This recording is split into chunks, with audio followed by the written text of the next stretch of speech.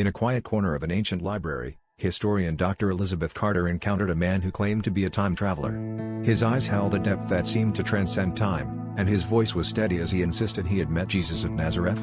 Elizabeth, a skeptic by nature and profession, found her beliefs challenged by his conviction. Despite her doubts, she decided to listen to his accounts, intrigued by the possibility of hearing the words of Jesus from a first-hand source. The traveler spoke of Jesus with reverence, recounting the moments he had spent listening to his teachings. "Blessed are the peacemakers," he recalled Jesus saying, "for they will be called children of God." Elizabeth noted the gentleness in his voice as he shared these words, feeling a sense of peace wash over her. Jesus' teachings, he explained, were simple yet profound, focusing on love, forgiveness, and compassion. The traveler emphasized how Jesus spoke of turning the other cheek and loving one's enemies, messages that resonated deeply with Elizabeth's own sense of morality. As he continued, the traveler described the parables Jesus used to convey his messages. He recounted the story of the Good Samaritan, where compassion and kindness transcended cultural and religious boundaries.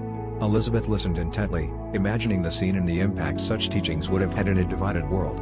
Jesus' emphasis on loving one's neighbor as oneself, the traveler suggested, was a timeless truth that held the power to transform lives even today.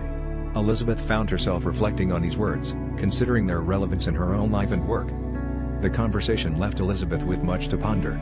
The traveler's accounts of Jesus' words and actions challenged her skepticism and invited her to explore the teachings of a man whose influence spanned centuries.